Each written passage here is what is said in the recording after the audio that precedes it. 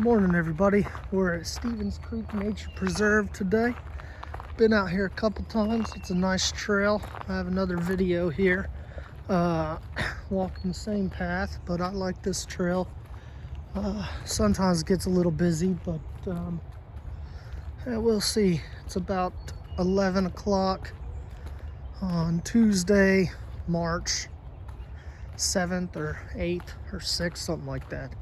But anyway, yeah, it's been a couple days since I made a video. Well, that's not true. I made a video last week. However, I filmed it with a different camera and it was so wobbly that I couldn't. I posted it and then I deleted it because it was just awful. But anyway, here with another episode of The Outdoor Truth. Talk about some current events and some recent stuff that I've been into. I guess one of the big topics was Russell Brand on Bill Maher's show. I don't know if it was yesterday or the day before, but he basically was on Bill Maher with this MSNBC analyst talking about propaganda and manipulation of the news media, and he brought up a really good point about how these people on MSNBC sit there and talk about how awful Fox News is and how it just feeds the propaganda machine and manipulates people, when they in turn do the same thing on the other side. He really did shred that host or that analyst, but I mean, it's obviously true. If you think that your news media, which is owned by billionaires who have political agendas, aren't pushing one side of the narrative, then that's just a ridiculous thought. Of course, both sides do the same thing. It's obvious. But I know a lot of people watch CNN, MSNBC, Fox News, but I hope that most people understand that the media sucks. Even independent media sucks.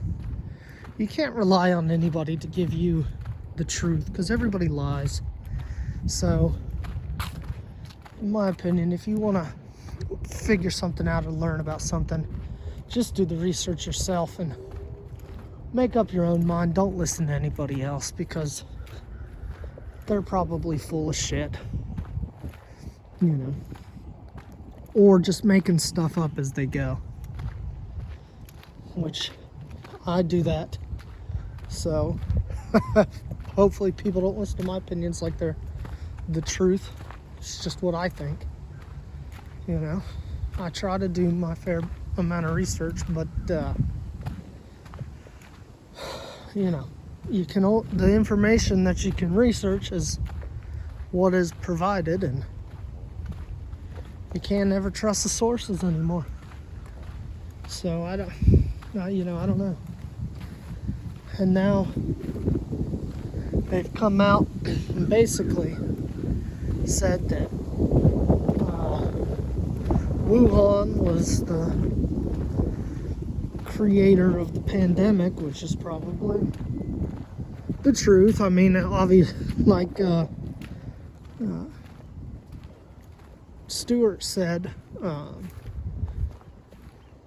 yeah, it's not shocking that the Wuhan virus leaked out of the town that had the novel coronavirus lab.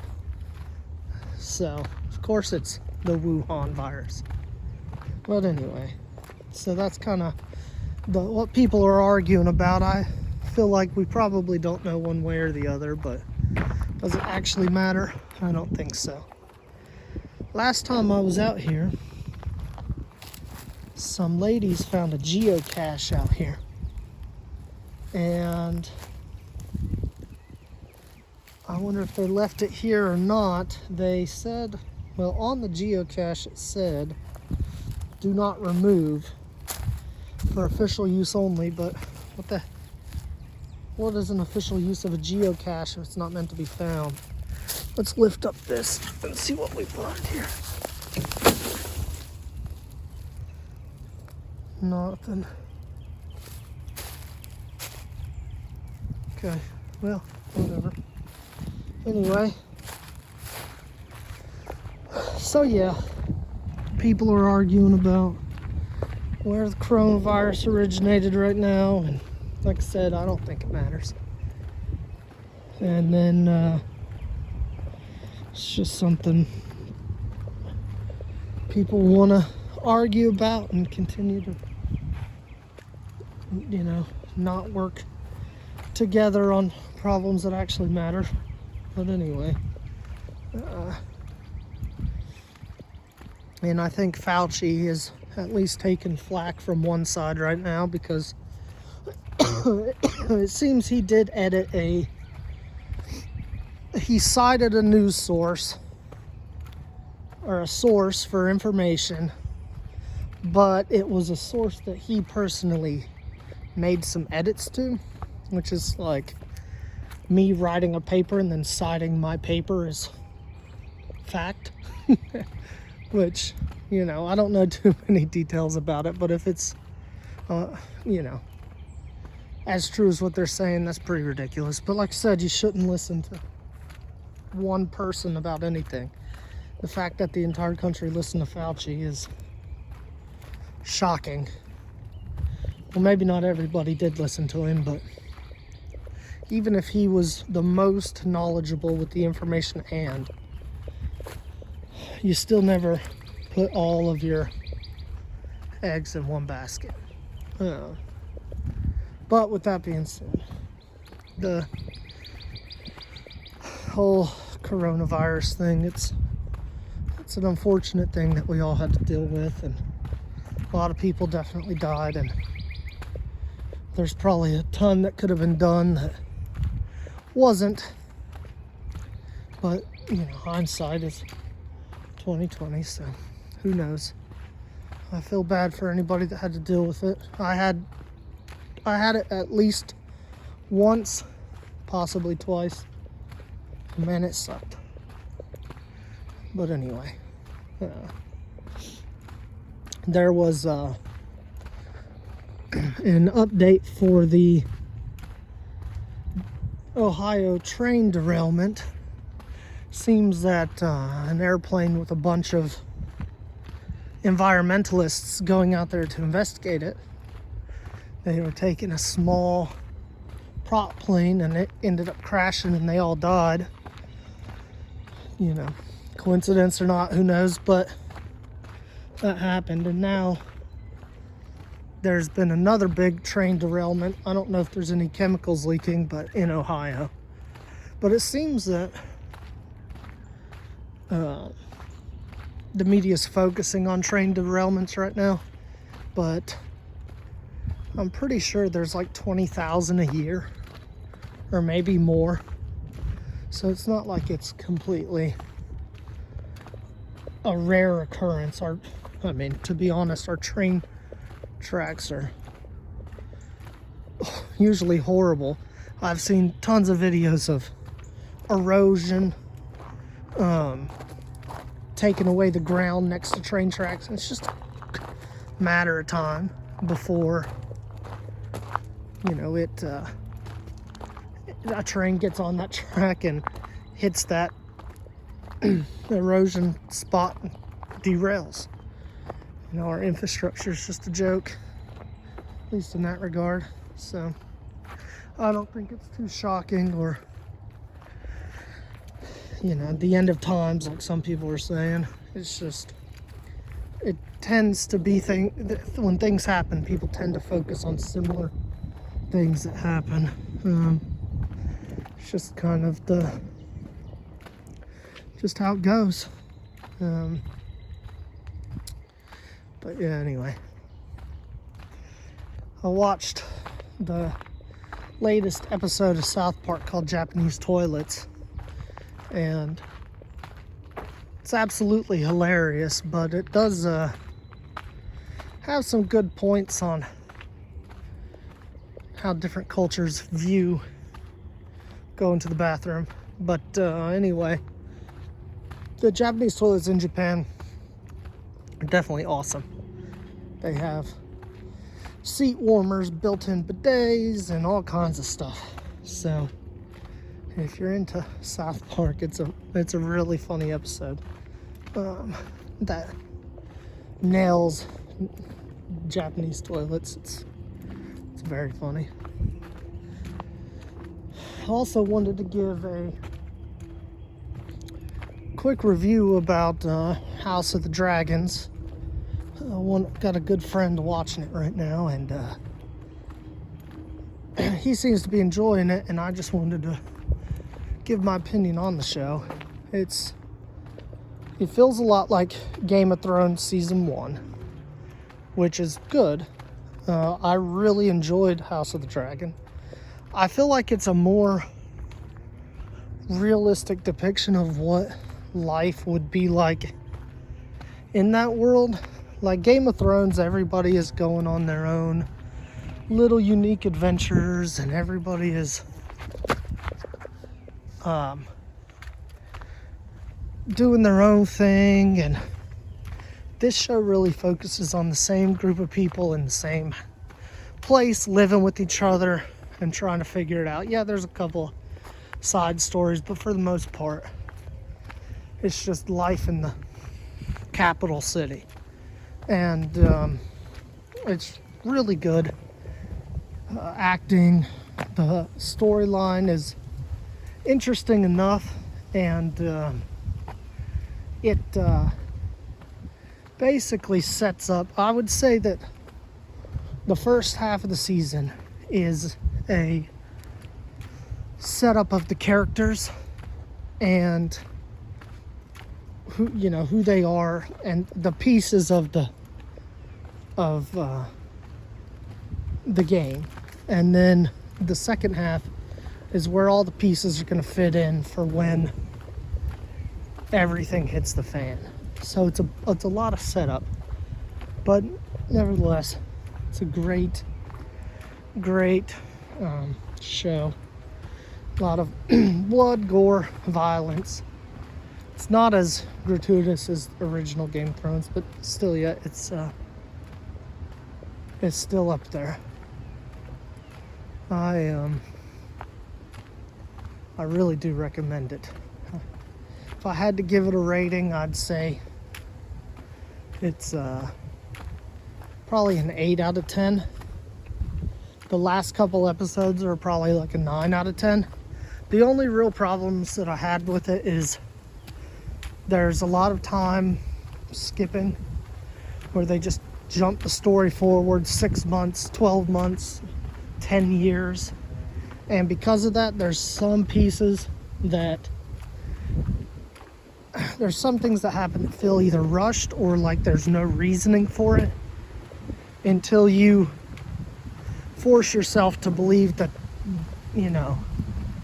this is a ongoing world and these people have been having relationships and stuff that you just haven't seen.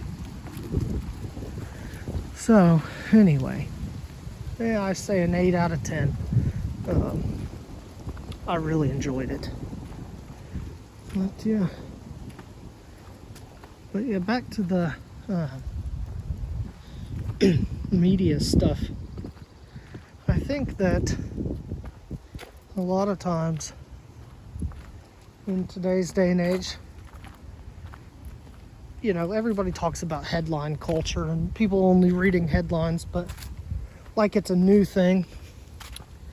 But I feel like that's probably always been the case, and people have always been this divided. It's just now it's more easily shown because of social media, but to pretend like government or rich people or whatever haven't been influencing how the world works forever is ridiculous. I think everybody is a victim to being lied to by, the power that controls us, which is whatever government we're in, or if it's the UN or a company that you work for, or whatever. Getting the full picture of what's happening is never an option. You'll never get that. And oftentimes you get half the truth or none of the truth at all. I mean, there's a reason why conspiracy theories are popular, and to assume that there's no reason to ever doubt what you're told is ridiculous. There's been too many real instances of the government lying. Like, for example, a lot of people, they'll say, all Trump did was lie. In his administration, all they did was lie. But then Biden, his administration, tells the truth. It's like, well, what if both things are wrong? What if he lied a lot and told the truth some? And same thing for Biden. I truly don't believe, especially when it comes to the president, that any one person is as evil or as good as they get made out to be. So, it's interesting that people put their faith and their opinions all on one card and try to ignore any arguments counter to what they're being told by the people that they listen to or like. So anyway.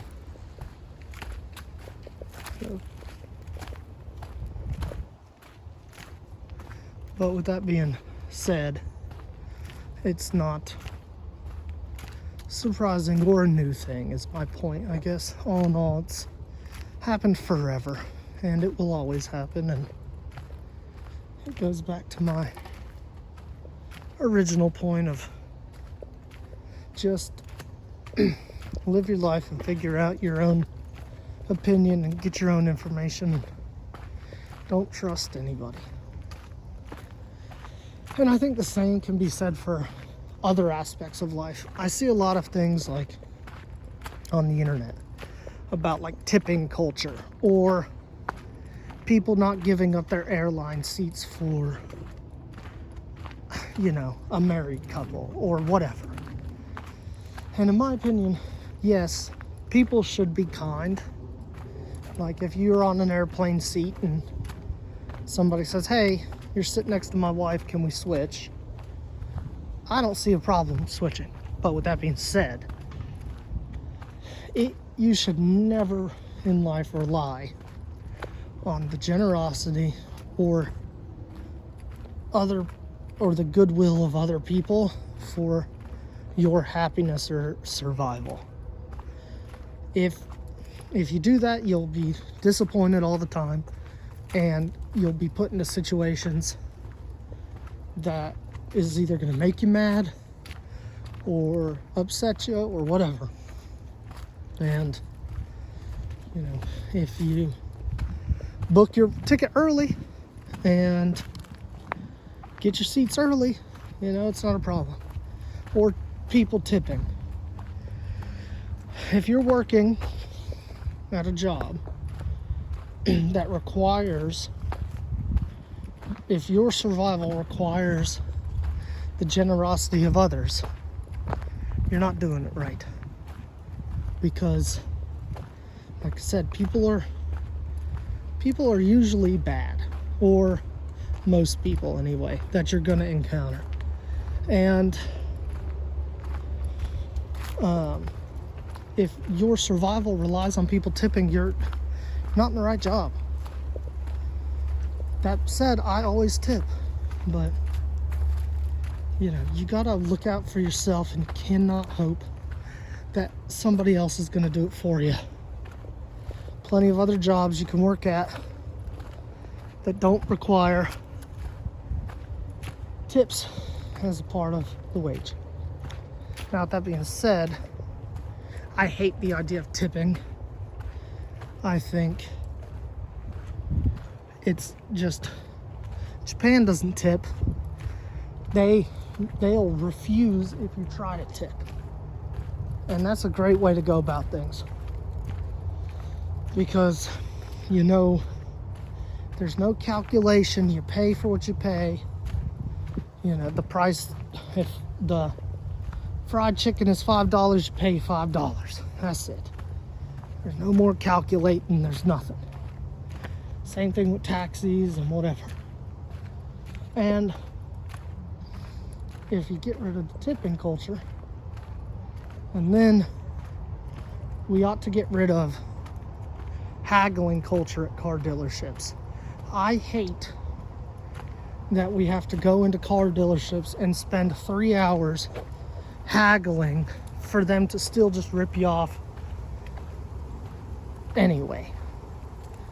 If you go to a car dealership, you ought to look at the price, say that's good, calculate it out with what your interest is, and then go from there. That's your monthly payment. But them taking $4,000 off for this, and oh, we'll give you a $5,000 for your car, but it's gonna make the new car's price go up by this amount. It's just like, I'm done haggling. Just tell me what the price is. Let's be done with it. You know, but that's something that will probably never change. But you don't really see it in a lot of other, you know, businesses like Apple or somewhere else, any other store. You're not haggling for anything. The price is the price. So I don't know why car dealerships make an exception to that.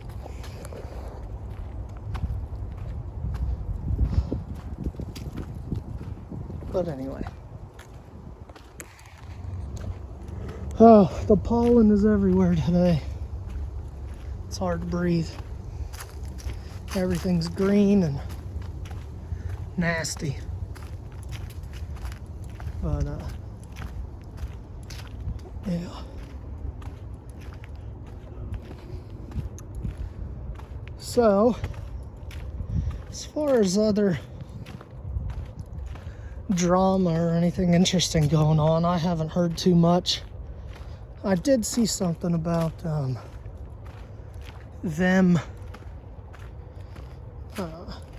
doing some kind of crime bill reform or something like that, and I don't know enough about it to talk about it, but it seemed ridiculous from what I heard.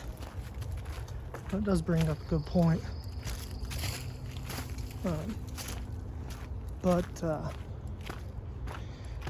From what I've seen, it was a reduction of max penalties for violent crime.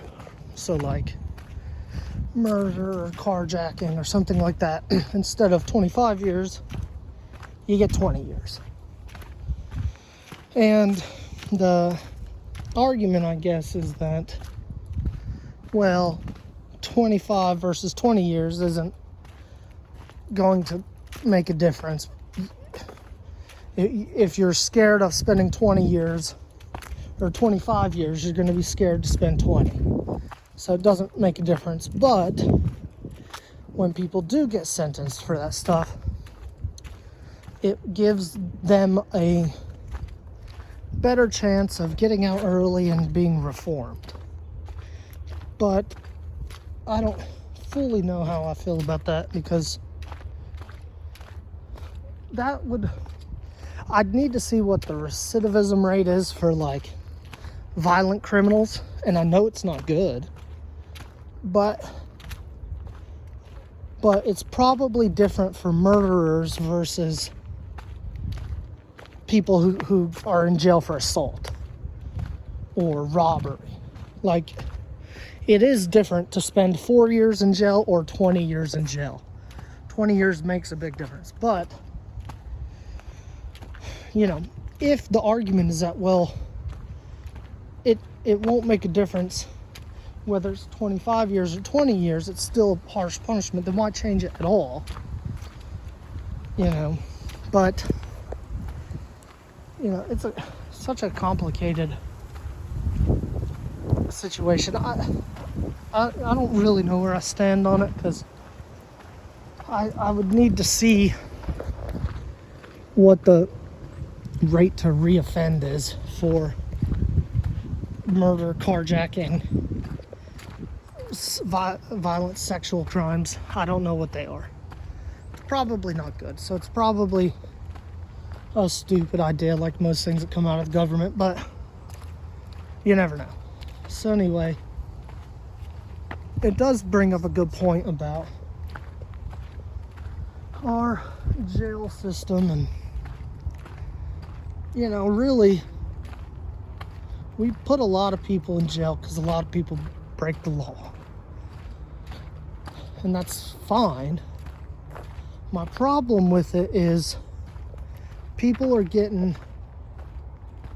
not necessarily jailed, but we're spending a lot of taxpayer dollars on, like, traffic citations or things that really don't matter too much, and big important crimes or areas that could really desperately use help get ignored.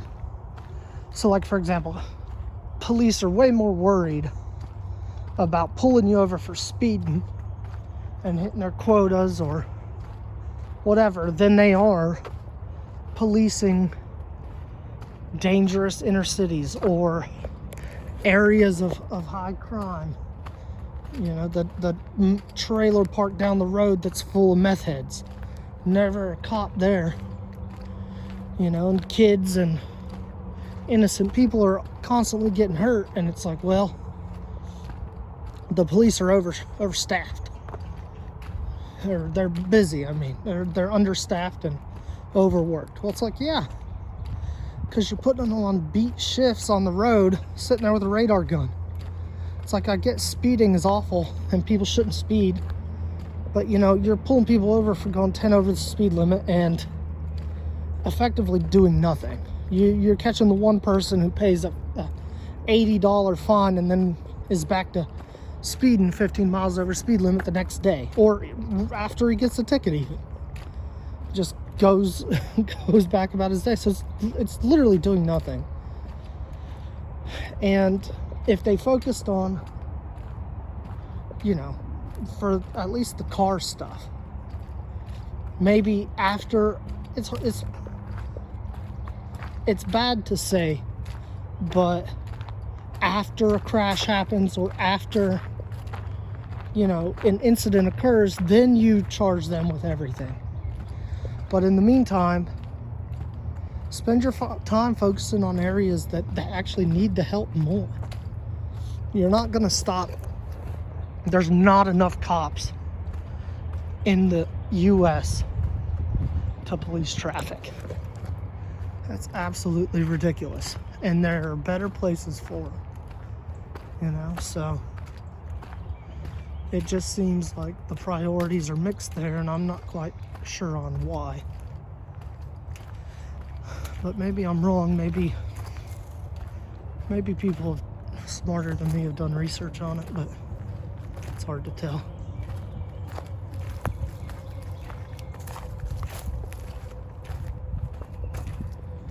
But I don't think it's right that we have kids and innocents suffering every day, and the response is that, well, we need more funding and we need more police officers. It's like, how about you reorganize a little bit? It's like the military. We spend so much money on the military, and at least 60% of it is a freaking waste. Like,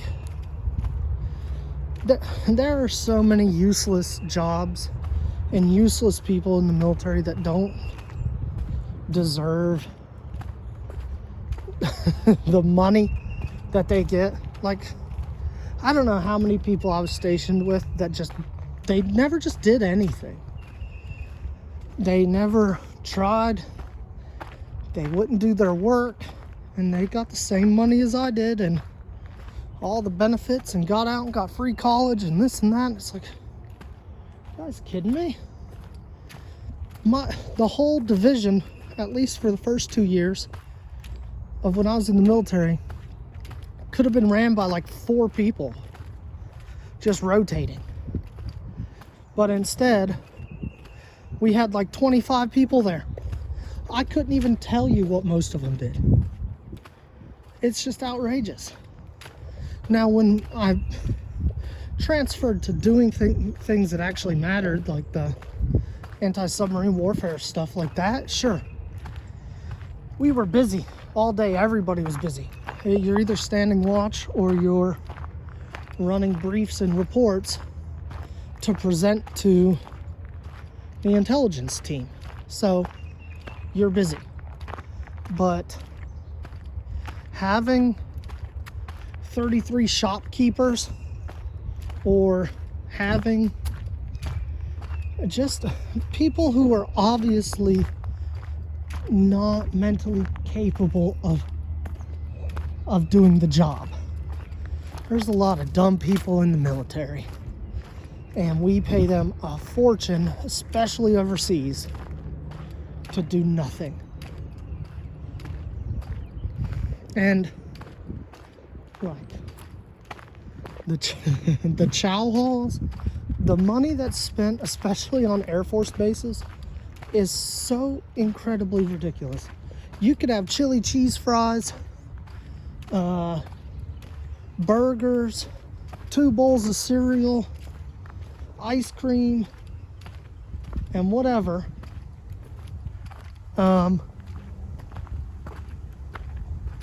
Every day for free. Seriously. Didn't cost me a dime. And I would just eat so much food.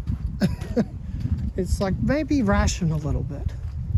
Maybe not have chili cheese fries every single day.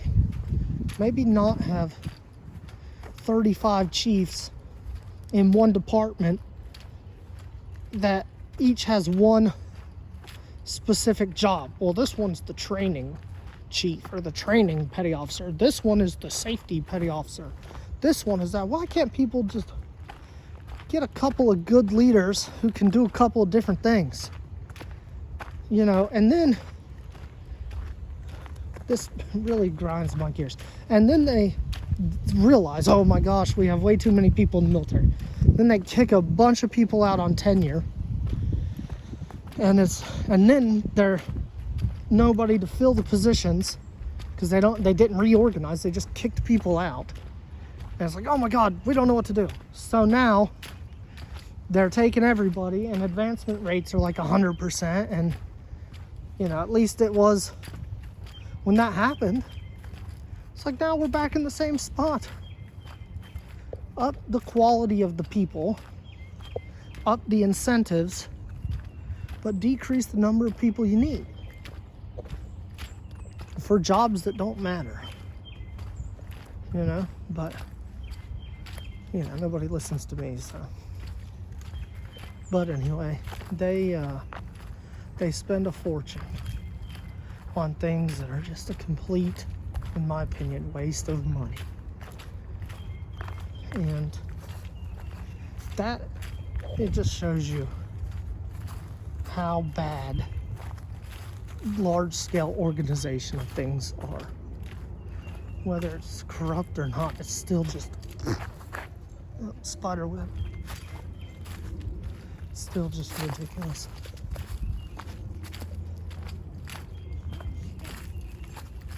Hello.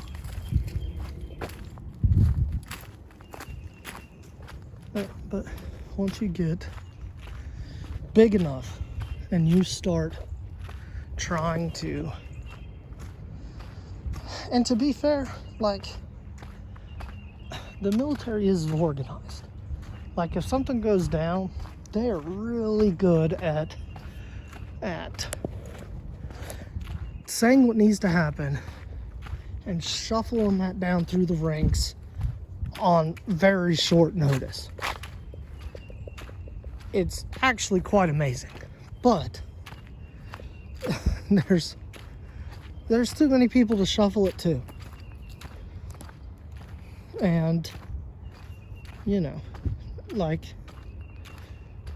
when Japan's thing happened, when the tsunami and the earthquake happened over there, they evacuated like all non-essential personnel, which they do for anything on bases, right? Get rid of all non-essential personnel when an emergency happens. And then you look around and you realize like 80% of the base is gone. It's like, well, what were those people doing? What were they getting paid to do if it's non-essential? The cooks are still there. The ordnance men are still there. The MAs, the cops are still there. Well, what the heck was everybody else doing? Nothing. So they're just getting money.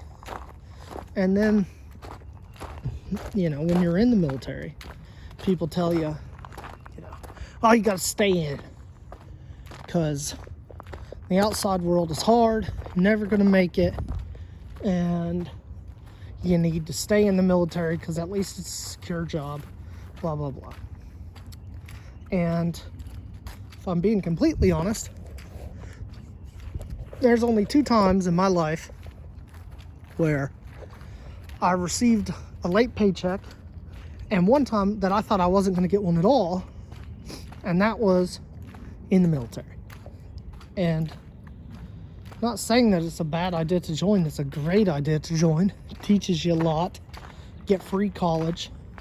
It's easy for a lot of jobs. Very small amount of jobs that are actually difficult and, you know, actually do stuff to protect us. And you know, to them it's great, thanks. But what I'm saying is, it's a great idea to join, but these people that act like the military is the most secure and safe option, they have no idea what they're talking about. These chiefs have been in for 15, 16 years, and they don't have any idea what the outside world is like. So anyway, that's my rant about how disorganized and crazy the military is, but probably ranted a little too long on that, but whatever. Something that's directly related to what I used to do, so anyway. But yeah, let's see, what's some up and coming stuff. John Wick 4 comes out this month. Can't wait to watch it. It's gonna be a good one. All those movies are classic. Keanu Reeves is a classic guy. Let's see, is there anything else happening? No, I don't think so. I am gonna try to get to film an intro. So even though I know nobody watches this right now, maybe one day somebody can give me some ideas on what a good intro would be. And I want to start making more videos of me talking and not just walking, but just other videos of me doing other stuff and talking to other people. I just have not figured out how to do it yet. I don't know, man. These down trees here is crazy. Huge trees. But anyway, I think I'm done ranting for today. So I'm gonna get off here. Y'all keep it real. Thanks.